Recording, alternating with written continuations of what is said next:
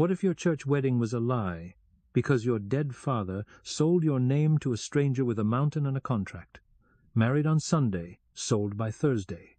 The courthouse bells struck 10 as Mercy Caldwell stood at the window of Baxter's General Store, watching her stepbrother's wagon disappear up the mountain trail. She pressed her marriage papers against the glass, the official seal catching the morning light. "Miss Caldwell? Miss Seuss?" Baxter approached from behind the counter, her voice careful. "Augustus left word you'd be needing supplies." Mercy turned from the window. "What manner of supplies?" "For the journey up to Thornfield's place." Mrs. Baxter's eyes flicked to the papers in Mercy's hands. "Said you'd be staying a spell." The license crackled in Mercy's fist as she tightened her grip. 3 days ago she'd signed these papers with Thomas Whitmore, the banker's son. Today Augustus claimed urgent business required her immediate departure to the mountains. She knew this was no coincidence. "I never agreed to any journey," she said. Mrs. Baxter reached beneath the counter and produced a small wooden box, its lid worn smooth. "Your stepbrother paid for provisions and left this. Said it contained everything you'd need to understand." Mercy accepted the box, feeling its weight. Inside, wrapped in oiled cloth, lay a silver locket and a folded letter bearing her father's handwriting. Her hands shook as she read.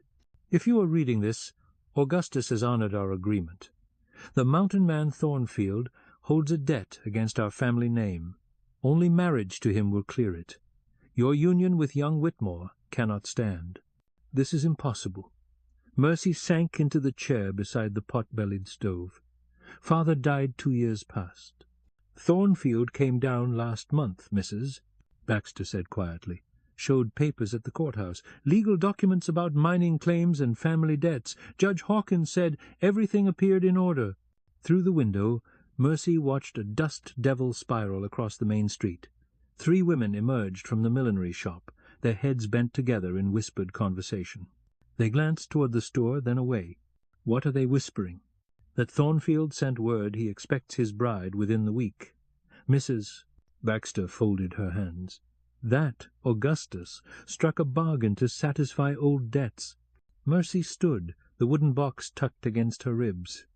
"And what of my legal marriage to Thomas?"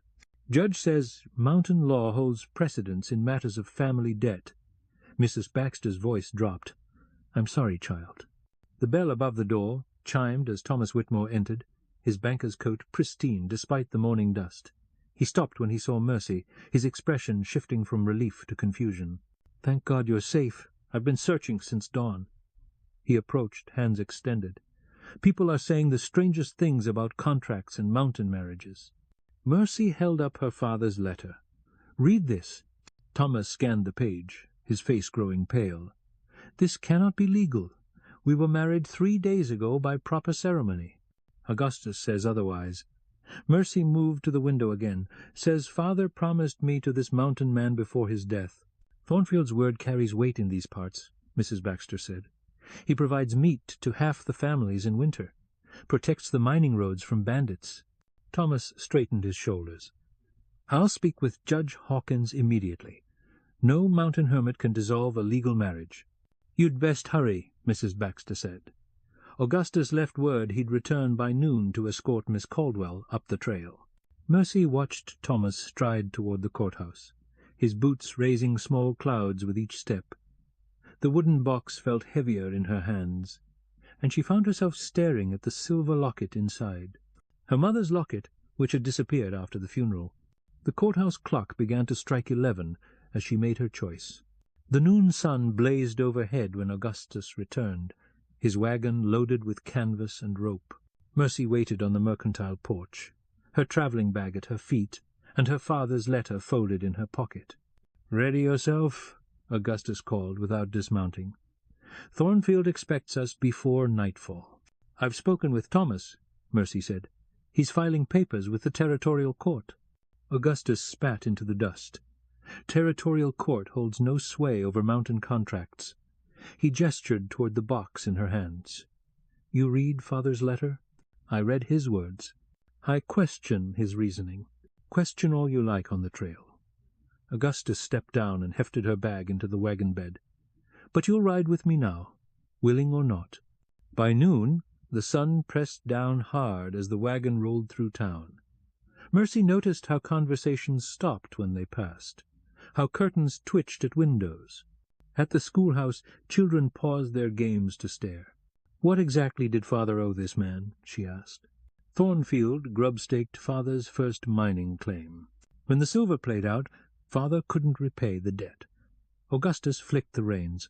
Thornfield agreed to wait, provided Father pledge his daughter as surety. "I was 14 years old. You were old enough to bind a contract according to mining law." The trail began to climb, winding between stands of aspen that flickered gold in the mountain air.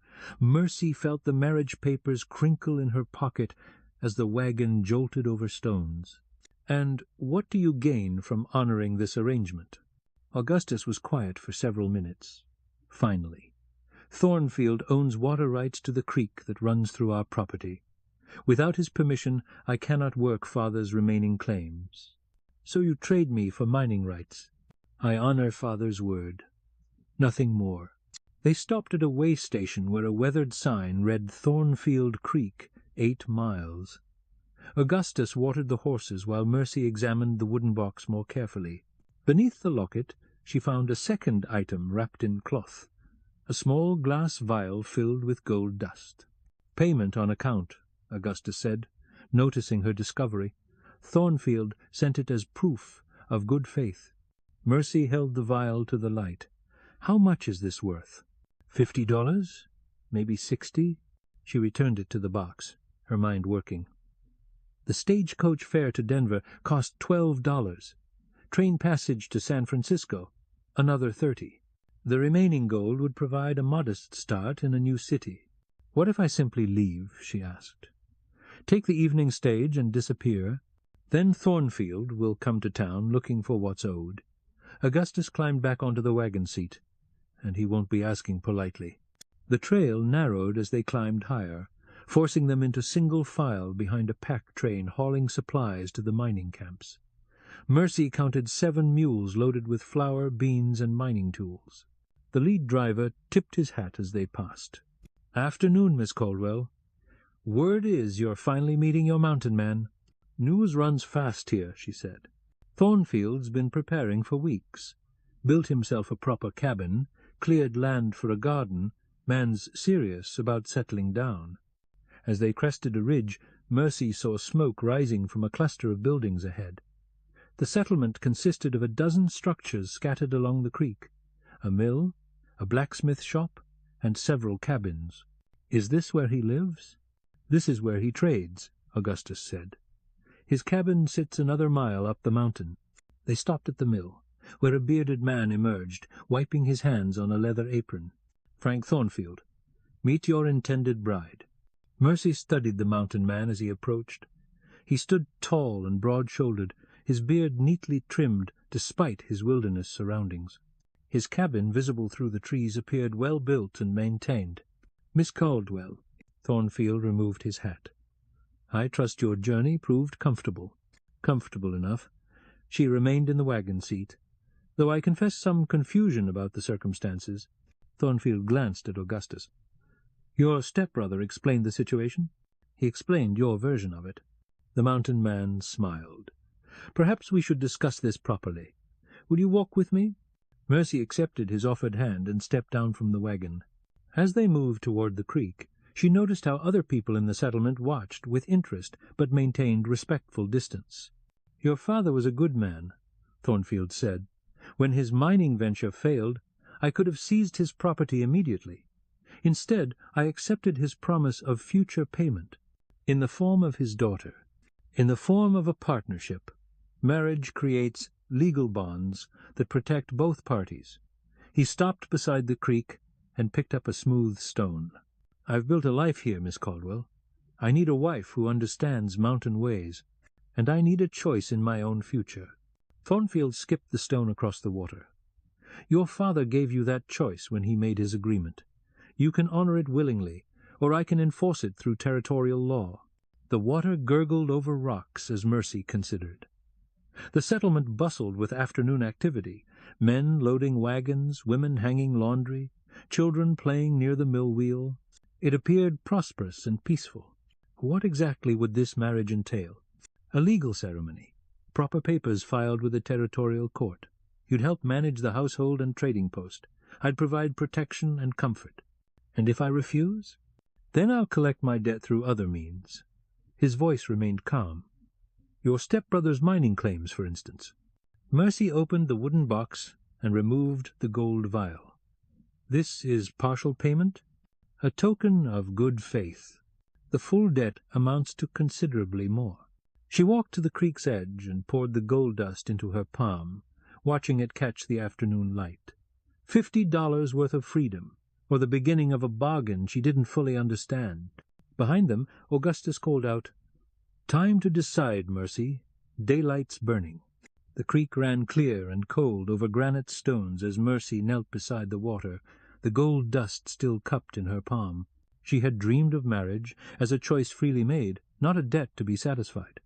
Yet, watching Thornfield's settlement, she saw purpose and community rather than the harsh isolation she'd expected. "May I ask you something?" she said. Thornfield crouched beside her. "Of course. Why did you wait 2 years to collect this debt? You could have claimed me immediately after Father's death."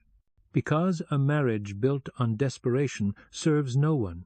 He gestured toward the settlement. "I needed time to build something worth sharing. You needed time to understand your own mind." Mercy let the gold dust trickle back into the vial. "And you believe I understand it now? I believe you're old enough to see beyond what you've lost, to what you might gain." She studied his face, noting the calm intelligence in his eyes. "Show me your cabin." They walked up the mountain trail, leaving Augustus to water the horses. The cabin sat in a clearing surrounded by pine and aspen, its log walls chinked with mortar and its windows fitted with real glass. A vegetable garden flourished beside the front door. "I built this last winter," Thornfield said, pushing open the door. Every timber cut and shaped by hand. The interior impressed her with its order and comfort. A stone fireplace, shelves lined with books, furniture crafted from solid wood. A spinning wheel sat near the window, and bundles of dried herbs hung from the rafters. "You were expecting a woman's touch," she observed. "I was hoping for a partnership." He opened a cabinet to reveal neat stacks of plates and cups. "I can provide for 2 people as easily as one. The question is whether you can see yourself building a life here." Mercy moved to the window and looked down the mountain toward town. The settlement lay spread below like a child's toy village, smoke rising from a dozen chimneys. "What happened to your first wife?" Thornfield was quiet for a moment. "I've never married. I came west to find something that couldn't be bought or inherited. This land, this life, I built it all myself." "Then why not find a wife the usual way? Court someone properly?" "Because the usual way brings women who want to change mountain life into something else." He joined her at the window. "Your father understood this place. He saw the value in its wildness. Father died trying to extract wealth from these mountains. He died trying to impose his will on them. There's a difference." The afternoon light slanted through the windows, casting golden rectangles across the wooden floor. Mercy found herself imagining meals cooked at the stone fireplace, evenings spent reading by lamplight, mornings watching the sun rise over the peaks. "If I agreed to this arrangement," she said slowly, "what assurances would I have?" "Legal marriage papers, filed properly with the territorial court. Equal partnership in all business dealings. Protection from any who would harm you, and freedom to leave if I chose." Thornfield considered this. "After 1 full year, if you still wish to go, I wouldn't stop you." It wasn't the answer she'd hoped for, but it offered something her current situation didn't. Time to make a genuine choice rather than reacting to immediate pressure. She opened the wooden box and removed her mother's locket, fastening it around her neck.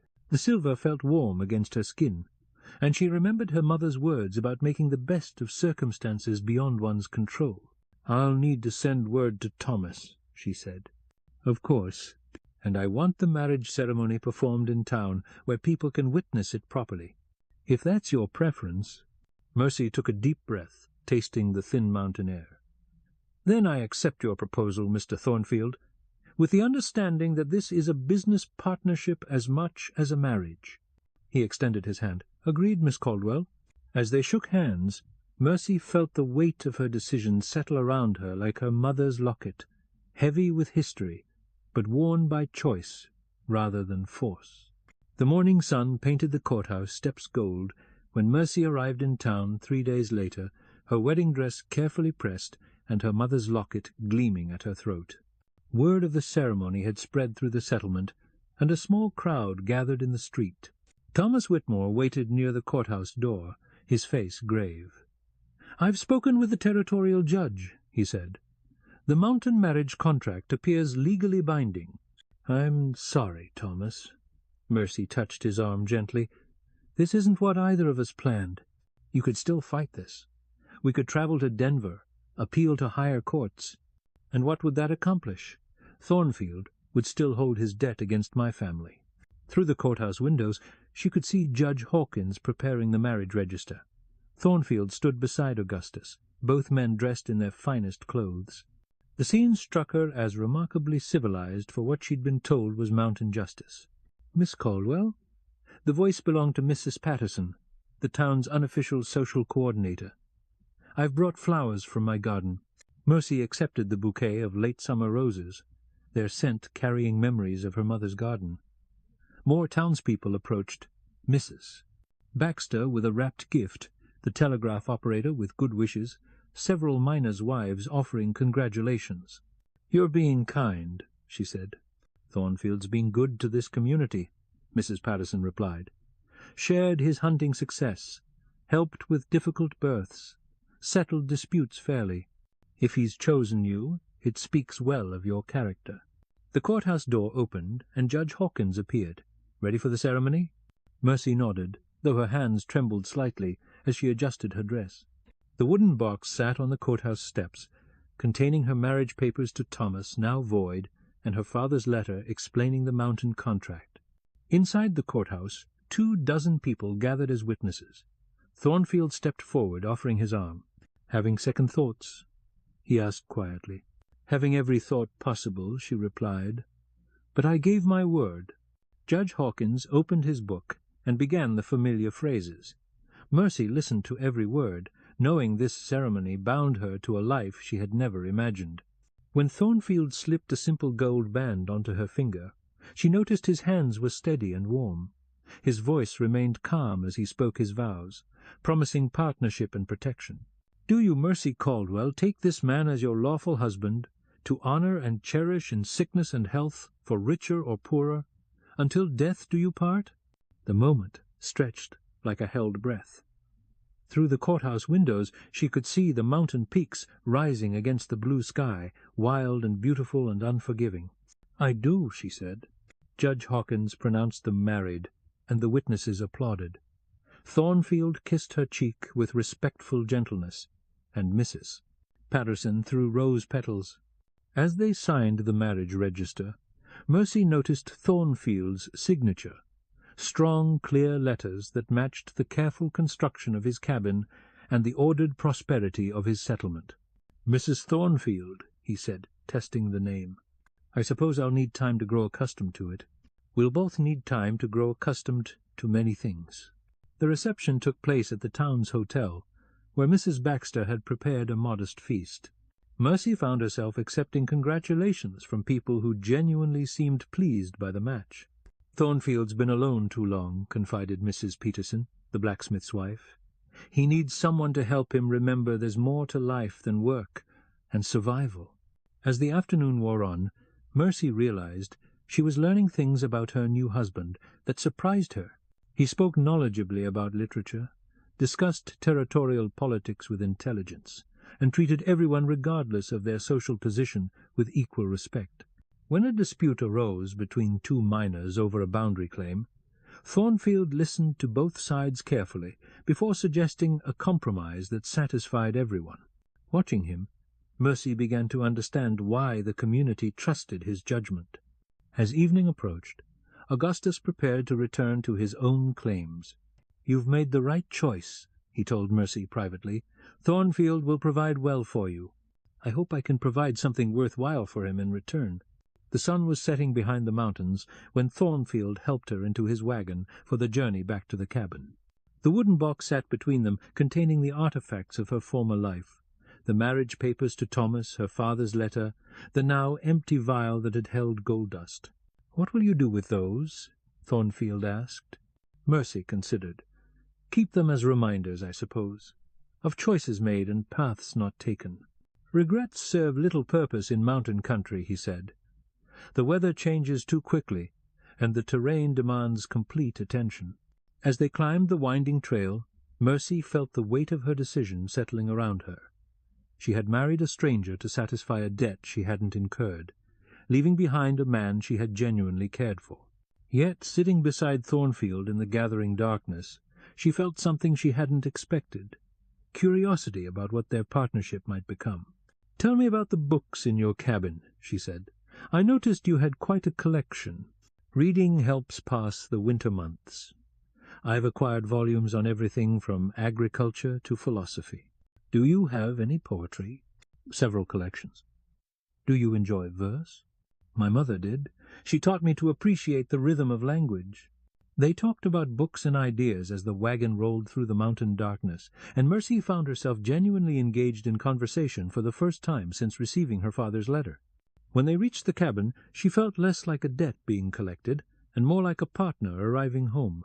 The first snow began falling as Mercy woke on her 7th morning as Mrs. Thornfield, each flake catching the lamplight like scattered diamonds. She had slept in the cabin's small back room, while Thornfield took the main room, their arrangement as carefully proper as their daytime conversations. Through the window she could see fresh tracks in the powder, deer, rabbit, and something larger she couldn't identify. The sight reminded her how completely she depended on her husband's knowledge for survival in this place. "Weather's turning," Thornfield said from the kitchen, where he was preparing coffee. "We should check the settlement before the trail becomes impassable." They rode down the mountain as the snow thickened, the flakes muffling sounds and transforming familiar landmarks into mysterious shapes. At the settlement they found unusual activity, men loading wagons, families securing shutters, children herded indoors. "What's happening?" Mercy asked. Frank Miller, who ran the general store, approached with obvious relief. "Thank God you're here, Thornfield. We've got trouble coming up the trail." "What kind of trouble?" "Strangers asking questions about you and your new wife. 3 men on horseback, well armed, claiming to represent territorial law." Mercy felt her stomach tighten. "What kind of questions?" "About the validity of mountain marriages, about whether proper legal procedures were followed." Miller glanced around nervously. "They showed papers from the territorial court in Denver." Thornfield's expression remained calm, but Mercy noticed his hand move instinctively toward the rifle secured to his saddle. "When did they arrive?" "This morning, just after dawn. They're staying at the hotel, making inquiries." "I should speak with them," Mercy said. Number Thornfield's voice carried quiet authority. "We'll handle this properly, through official channels." They made their way to the hotel, where a small crowd had gathered on the porch. Judge Hawkins stood near the door, his face troubled. "Thornfield," he called, "these gentlemen claim your marriage violated territorial statutes." 3 men emerged from the hotel, well-dressed, city, soft, with the confident bearing of those accustomed to having their authority unquestioned. The leader stepped forward. "Mr. Thornfield, I'm Deputy Marshal Collins from the Territorial Court. We need to discuss certain irregularities in your recent marriage ceremony." "What irregularities?" Collins produced a document from his coat. "This is a writ questioning the validity of marriages conducted under mining law when one party was already legally wed to another." Mercy's heart sank. Thomas had found a way to challenge the mountain marriage after all. "My wife was free to marry," Thornfield said. "All proper procedures were followed. According to our records, Miss Caldwell— excuse me, Mrs. Thornfield was legally married to Thomas Whitmore 3 days before your ceremony. That prior marriage was never formally dissolved." Judge Hawkins cleared his throat. "Marshal, I examined all documents carefully. The mountain contract predated the Whitmore marriage by 2 years. Territorial law recognizes marriages performed by licensed clergy with proper witnesses. it does not necessarily recognize contracts made under mining statutes. The crowd murmured uneasily. Mercy realized that her marriage and Thornfield's reputation hung in the balance of a legal technicality she didn't fully understand. "What exactly are you proposing?" Thornfield asked. "That Mrs. Thornfield return to Denver for a formal court hearing. If the marriage is ruled invalid, she'll be free to return to her previous husband. And if we refuse?" Collins smiled coldly. "Then we'll arrest her for bigamy and you for conspiracy to violate territorial marriage laws." The crowd fell silent. Mercy felt all eyes upon her, waiting to see how she would respond. The wooden box sat in their wagon, containing the documents that had brought her to this moment. She stepped forward. "Marshal Collins, may I see this writ?" Collins handed over the document. As Mercy read, she noticed several details that didn't align with what she knew of territorial law. "This writ is dated 6 days ago," she said, "but it references events from our wedding ceremony, which took place only 3 days ago. How could you know the specific details of our ceremony before it happened?" Collins's confident expression faltered slightly. "We received advance notice of your intentions." "From whom?" Thornfield moved to stand beside her.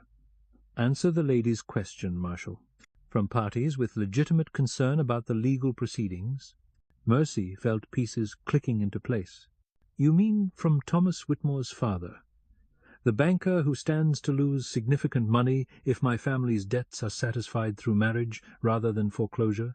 A murmur ran through the crowd. Several people nodded as they recognized the economic implications. "The source of our information is irrelevant," Collins said. "What matters is ensuring territorial law is properly followed." "Then let's follow it properly." Judge Hawkins stepped forward. "Marshal, do you have proper arrest warrants signed by a territorial judge?" Collins hesitated. "We have authority to detain individuals pending formal charges."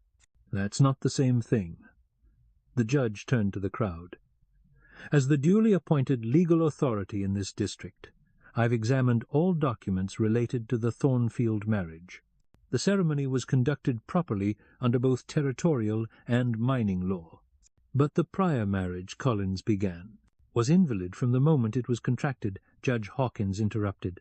"Miss Caldwell was already bound by legal promise to Mr. Thornfield. Her marriage to young Whitmore violated that existing contract." Mercy felt relief flood through her, followed immediately by understanding.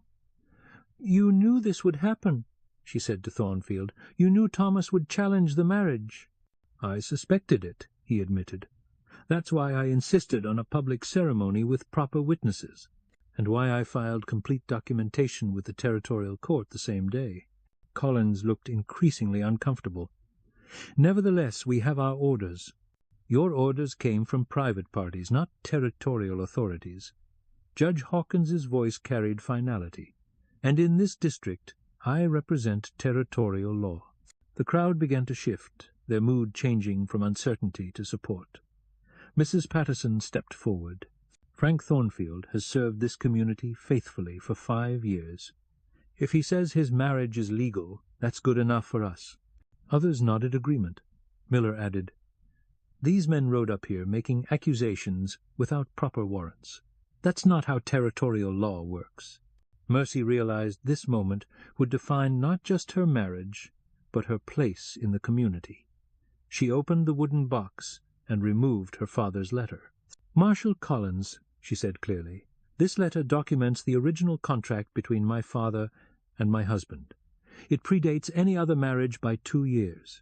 If you question its validity, I invite you to examine it through proper legal channels in territorial court, with proper representation for both parties." She handed the letter to Judge Hawkins. "Until such time as a higher court rules otherwise, I am legally married to Frank Thornfield, and I intend to honor that commitment." The crowd applauded. Collins realized he had lost both legal ground and popular support. "This matter isn't finished," he said. "No," Thornfield replied, "but it's finished here today. If you have legitimate legal business, conduct it through proper channels. If you don't, I suggest you leave before the weather makes travel impossible." As if summoned by his words, The snow began falling more heavily. Collins and his men retreated to their horses, clearly unwilling to be trapped in a hostile mountain community by winter weather. As they rode away, the crowd dispersed with obvious relief. Mercy found herself standing beside her husband, watching the strangers disappear down the trail. "Thank you," she said. "For what?" "For being prepared. For protecting our marriage before I even knew it needed protecting." Thornfield smiled, the first truly warm expression she'd seen from him. "We're partners now, Mercy. Protecting each other is part of the bargain." As they rode back to the cabin through the falling snow, Mercy realized something had changed. She no longer felt like a debt being collected or a convenience being arranged. She felt like a woman who had chosen her path and defended it publicly. That night, as they sat by the fireplace reading, she with a volume of poetry, he with a treatise on agriculture, she found herself stealing glances at this man who had become her husband. Not through force or manipulation, but through circumstances that had revealed both their characters under pressure. "Frank?" she said, using his first name for the first time. "Yes, I'm glad I married you." He looked up from his book, and she saw genuine warmth in his eyes. "I'm glad you chose to stay married to me."